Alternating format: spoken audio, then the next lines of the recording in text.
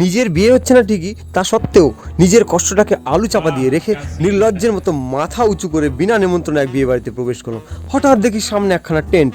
আরে ব্যাপারটা কি?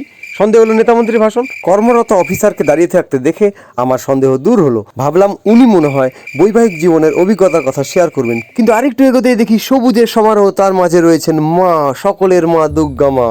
মাকে প্রণাম করে সামনে তাকাতে দেখি এক বিভৎস ঘটনা। এক দাদা বোঝাতে চাইলো এভাবে অন্যের ক্যামেরায় তাকিয়েও হেয়ার স্টাইল করা যায়, কিন্তু নাতির এরকম হেয়ার স্টাইল দেখে দুই দিদিমাই ইমপ্রেসড হয়ে কথা না বলেই পাশ কাটিয়ে চলে গেল। দিদিমার মনের কথা জানার জন্য আমরা ফটাফট তার পিছু নিয়েছিলাম, কিন্তু আমরা হঠাৎ করে হারিয়ে গেলাম এবং পৌঁছে গেলাম উল্টে যাওয়া কাশ্মীরে। এখানে বরফ উপর থেকে নিচে পড়ে না, নিচ থেকে উপরে ওঠে। ভাগ্যিস ট্যুরিস্ট ভিসা ছিল, সেজন্যই আমরা এই উল্টে যাওয়া কাশ্মীরের মাঝে দেখতে পেলাম মিশরকে।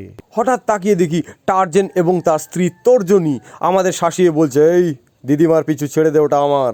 আমি বুঝলাম কি কলিযুগ রে ভাই, নিজের বউ থাকতেও আরেকটা চাই। টার্জনের বিরুদ্ধে ডাবল ডেটের কেস লাগাবার জন্য এসিপি প্রদ্যুমান সঙ্গে সঙ্গে তার টোল ফ্রি নাম্বার 1097-এ কল করে ব্যাপারটাকে জানিয়েছিল। গোটা ঘটনার তদন্ত করতে আরও গভীরে যাওয়া খুব প্রয়োজন ছিল, সেজন্য আমরা একদম আক্ষরিক অর্থে একদম গভীরেই প্রবেশ করেছিলাম কৈলাসের ভেতরে। এই গুহাপথ ধরেই আমরা এগোচ্ছিলাম। হঠাৎ আলোর ফোয়ারা দেখে বুঝতে পারলাম ভোলেনাথ প্রকট হচ্ছেন, আর সাক্ষাৎ ভোলেনাথ দেখি সামনে ধ্যানে মগ্ন ছিলেন। আমাদের এই সমস্যার কথা আমরা জানাতেই মহাদেব আমাদের বললেন, এই পথ ধরে এগিয়ে যাও, তোমরা তোমাদের ঠিক গন্তব্যস্থলে পৌঁছে যাবে।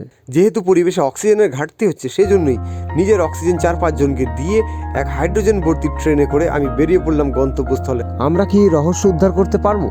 জানতে হলে অবশ্যই পরের ভিডিওর জন্য অপেক্ষায় থাকুন। Part 2 coming soon. ততক্ষণের জন্য বাই।